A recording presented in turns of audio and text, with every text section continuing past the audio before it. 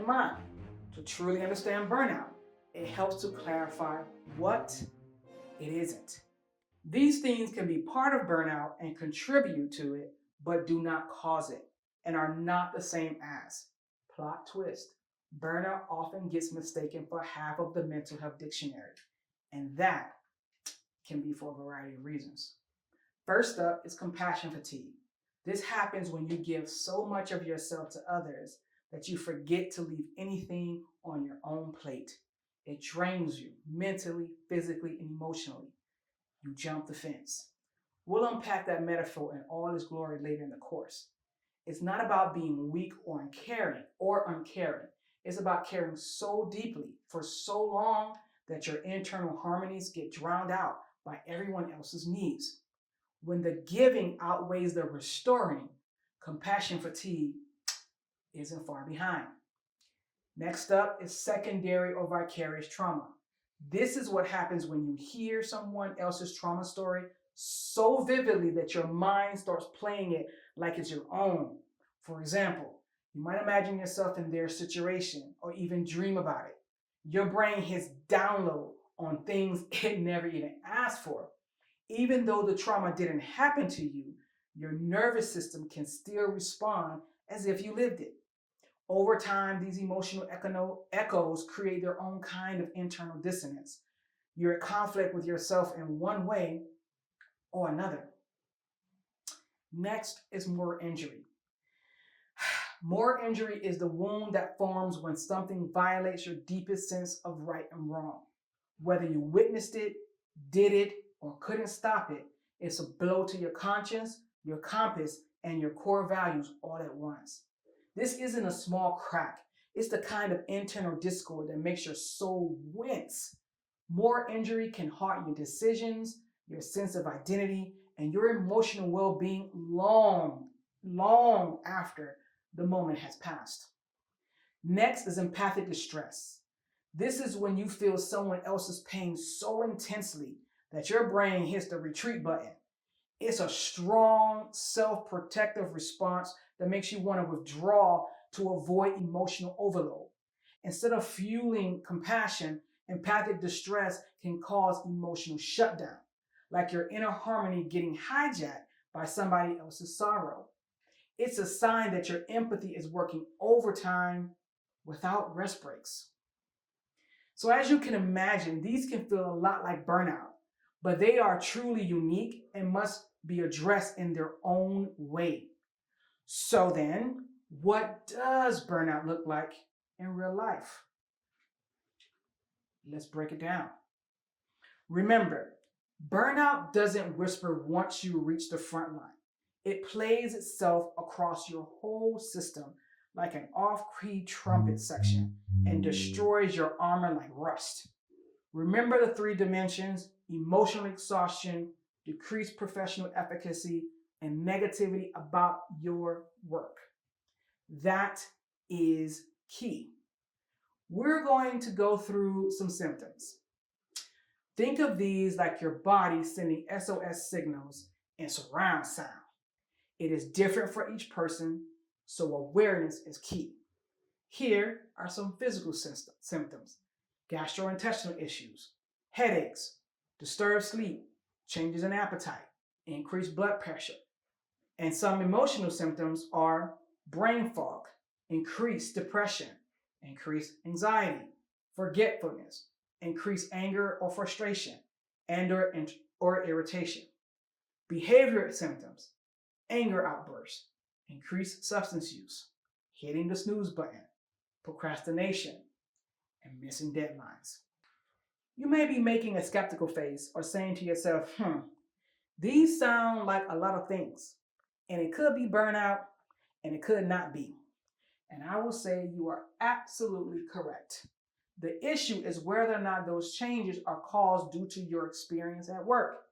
If you have low vitamin D, medical conditions, or taking care of a parent, or marital conflict, or issues with your kid, you could be having the same or familiar symptoms. You must rule everything out, or at least understand that the majority of your symptoms are coming from your experience at work for it to be related to occupational burnout. Remember, these are all symptoms, not the root cause of your issue or the issue. Okay, let's make a key change and talk about the infamous work-life balance, the mythical unicorn of wellness of the wellness world. It promises equal time for everything, smiles sweetly, and then sprints off into the forest while you're left holding a whole thing of to-do lists and a lukewarm coffee. We're often told that to prevent, manage, or overcome burnout, we need to find work-life balance. Sounds simple enough, right? Just balance your work and your life, whatever that means. We are told we can balance the amount of time we spend doing our job compared with the amount of time we spend with our family and doing things we enjoy. If you've struggled to get the work-life balance just right, you're in excellent company. I struggle too. Honestly, everyone does. And there's a reason for it. A big one. So let's take a closer look at just one word in that phrase because it's the culprit behind so much confusion and frustration. Balance.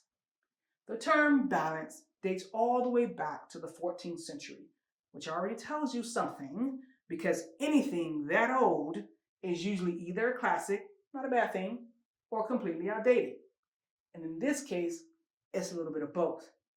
Balance has a ton of meanings depending on the context, but for the purposes of this course, we'll define balance as this: a situation where different things are given equal importance or are considered or divided equally or fairly. Sounds lovely, right? Very poetic, very reasonable. But here's the issue. Balance requires you to divide yourself evenly between work and home. Energy here, energy there. Like you're some sort of human measuring cup. And let's be honest, that's mostly impossible. We are naturally wired to lean into one area more than another, depending upon the season, the stress, the day, or the hour. Life is not symmetrical, and neither are we. This is why I say work-life balance is a myth. A sweet, shiny, well-intentioned myth. Still a myth. False, fictional, not worth chasing, in my opinion. Instead of forcing equality, let's explore a much kinder and more sustainable concept: harmony. Because it gives you freedom where trying to balance gives you a headache, a neck ache, a backache. You get it. Harmony is where the magic happens. Not equal parts, but intentional blending. Here's a definition of harmony: a pleasing arrangement of parts, congruence, internal calm, tranquility, an interweaving of different accounts into a single narrative, the science of structure, relation, and progression of chords. Harmony accepts life's ebbs and flows. It's about alignment, not division. Think of harmony as choosing the right notes at the right time, not trying to play every instrument at once or at the same value or sometimes even at the same tempo.